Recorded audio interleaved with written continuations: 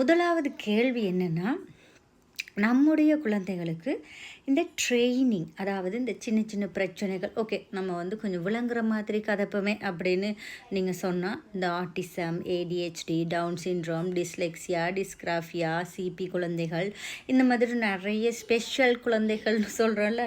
I don't like use this word, but நம்ம வந்து அப்படி சொன்னால் தான் நம்ம பேரண்ட்ஸுக்குமே புரியுது, பெற்றோருக்குமே புரியுது. சிறு சிறு பிழைகள், சிறு சிறு பிரச்சனைகள் இருக்கிற குழந்தைகள்னால் அப்படி என்னடா பிரச்சனை அப்படின்ற மாதிரி யோசிக்கிறாங்க. ஸோ அதனால தான் இப்போ இந்த சமூகத்தில் நடைமுறையில் இருக்க இந்த வார்த்தைகளையும் இந்த சொற்களை, இந்த வேர்ட்ஸை நான் பயன்படுத்த வேண்டிய நிர்பந்தத்துக்கு ஆளாகியிருக்கேன். இதுக்கு பிறகு இந்த சொற்களை கொஞ்சம் நம்ம அவாய்ட் பண்ணிக்கிறது நல்லது. சரி, இப்போ நம்மளோட இதுக்கு வருவோம். என்னென்னா, இப்போ இந்த பிள்ளைகளுக்கு நான் சொன்ன இந்த கேட்டகரிஸ் இருக்குல்ல, இந்த குழந்தைகளுக்கு தெரப்பி அவசியமா, ட்ரைனிங் அவசியமா, எடுகேஷன் அவசியமா, ஸ்பெஷல் எடுகேஷன் அவசியமா? கடவுள் வந்து அவங்கள அப்படித்தானே படைச்சிருக்காரு. நம்ம ஏன் அவங்கள ட்ரைனிங் கொடுத்து அவங்கள கஷ்டப்படுத்துவானே, அண்ட் அவங்கள ஃபோர்ஸ் பண்ணி ஏன் நம்ம வந்து ஒரு விஷயத்தை சொல்லி கொடுக்கணும் அப்படின்ற மாதிரி நிறைய கேள்விகள் பெற்றோருக்கு இருக்குது.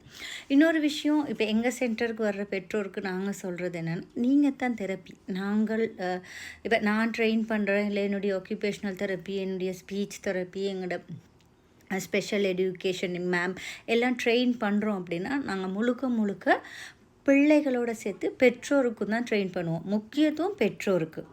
அவங்க குழந்தைய அவங்க புரிஞ்சு, அந்த குழந்தைக்கு என்ன பிரச்சனை இருக்குது, என்ன முடியும், என்ன முடியாது, அதை எப்படி அடுத்த லெவலுக்கு கொண்டு போகலாம் அப்படின்னு நாங்கள் அப்படி A to Z சொல்லி கொடுத்துருவோம். சரியா? ஆனாவிலேருந்து ஒரு சொல்லாக ஒரு எழுத்தாக நாங்கள் வந்து தமிழில் எப்படி நம்ம படிப்பிக்கிறோமோ அந்த மாதிரி சொல்லி கொடுத்துருவோம். ஆனால் சில இடங்களில் இந்த வாய்ப்புகள் குறைவாக இருக்குது. ஓகே, இப்படி இருக்கிற நேரம் பெற்றோருக்கு தான் அதிக வேலைகள் இங்கே இருக்கும். பெற்றோர் தான் முதல் ஆசான், முதல் ட்ரைனிங், முதல் தெரப்பி எங்களை பொறுத்த வரைக்கும். அப்படி இருக்கிற நேரம் அவங்க யோசிக்கிற விஷயம் என்னென்னா, இவ்வளோ கஷ்டப்பட்டு இவங்களை ட்ரெயின் பண்ணணுமா, இவங்களுக்கு இது தேவையா, கடவுள் வந்து